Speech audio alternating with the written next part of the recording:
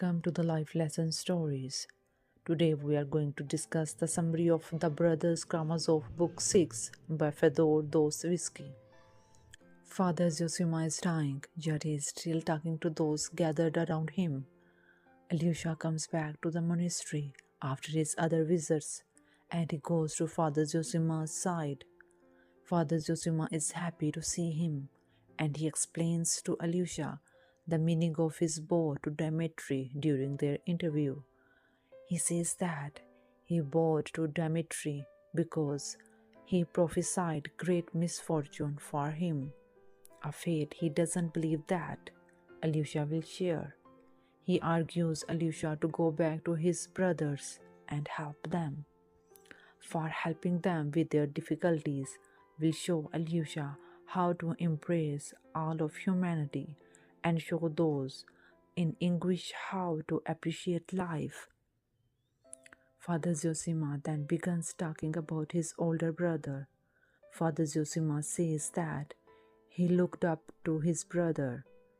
He then tells Alyosha that he reminds him of his dear brother, which is part of the reason why Zosima has taken such a liking to Alyosha.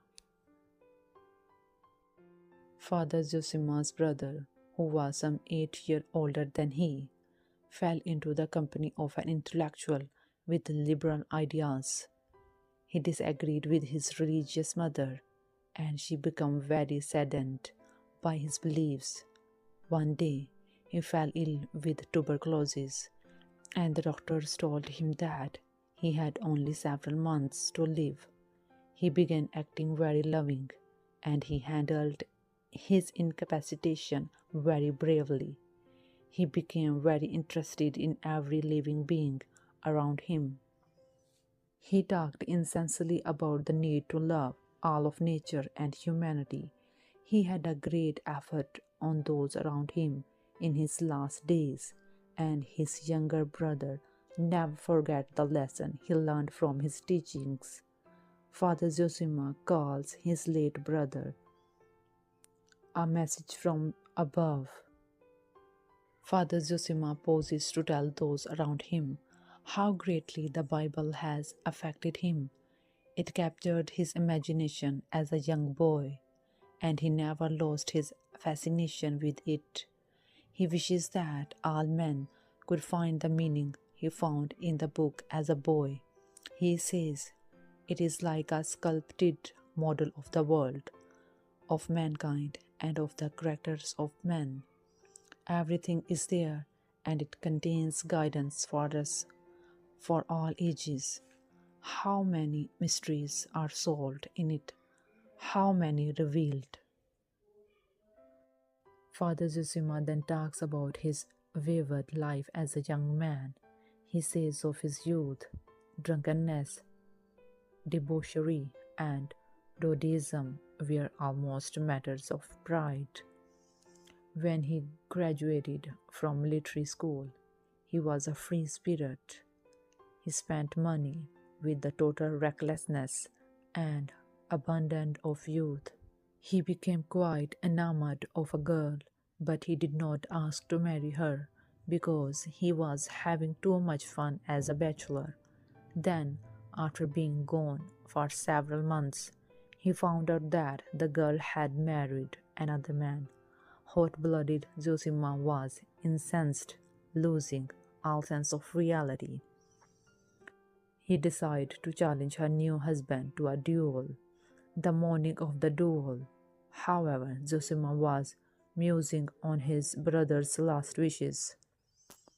He realized that his hot-headedness was not consistent with the message of love his brother had advocated.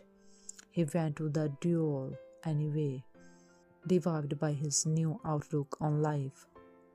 He let the other man shoot, bravely facing his opponent. Looking at him with love, the other man shot, but the bullet just nicked Zosima, who turned and toasted his pistol anyway before asking the man's forgiveness. After the duel, he decided to retire from military service and go to a monastery. When he told his fellow officers about his designation, they teased him, but they did not reproach him. In fact, they admired his bravery and liked his honesty. He talked about the duel with people from around the community, and he became quite famous for his duel. News about Zosima's action reached many people, and one night Zosima received a visitor. A man was a famous philanthropist who was respected throughout the town. The man said he had heard Zosima's story and was rather impressed. He asked about what had prompted Zosima's change of heart, and Zosima told him about it, his decision to strike out in a new direction in life, and the exhilaration of that realization. The two continued talking, and they met and talked for nights on end. After many of these meetings, the man told Zosima that he had killed someone, but another man had been blamed for the crime. Even though the man died before the trial, Zosima's visitors always felt the need to confess, despite becoming a good citizen and an essential member of his community. One day, overcome by guilt, he confessed to his crime in the open, but everyone chalked it up to temporary insanity. They could not they could not believe that such a good man was capable of committing such a terrible act. Zosima's visitor became sick after his many talks with Zosima.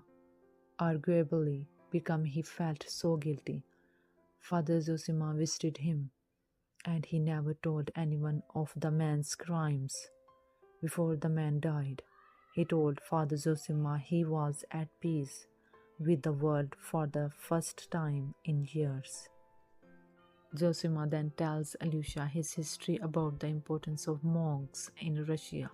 He knows that often monks are treated in society for being shameless beggars living off other people's labor. Zosima feels that monks and the true Russian folks are the key to the salvation of the Russian people. The regular folks are ultimately the most important agent of change, but the monks lead them by example. He feels that the monk is actually very near to the common people, and he believes that all men should be equal. The hierarchy among masters and slaves should not exist. If hierarchy between a master and a servant can be abolished, they can become true brothers in spirit. Zosima goes on to tell all those around him that all men are intertwined, so man should love all those around him, and he should also feel that he is culpable for the sins of others. God is mysterious. Man should not judge his brethren. Only God can judge. There is no hell, there is only man's conscience to torment him. This is a spiritual hell. Suddenly, in the middle of his speech, Father Zosima lowers himself to the ground, spread his arms and embraces the earth. In the state of ecstasy, he dies. Those in the monastery quickly find out about his death. By morning, even the townspeople know Father Zosima, the famous elder, is no longer. So, the book 6 of the Brothers Karamazov is a spiritual and philosophical turning point in the novel, focusing on the character of Father Zosima, a revered elder monk who is nearing the end of his death. The book begins with a detailed account of Zosima's life, told through his own words, revealing his transformation from a troubled young man to a wise and compassionate spiritual leader. Through his teachings and interactions with the Karamazov family, particularly Alyosha, Zosima emphasizes the importance of love, forgiveness, and personal responsibility, encourages his followers to seek spiritual renewal and redemption, The book culminates in Zosima's death, which is met with a mixture of reverence and hostility, highlighting the complexities of human nature and the divisions within the community.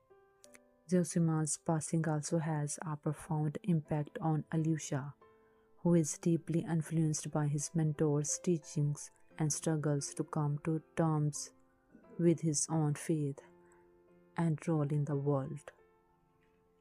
The book 6 of the Brothers Karamazov explores several themes. The first one is spirituality and faith.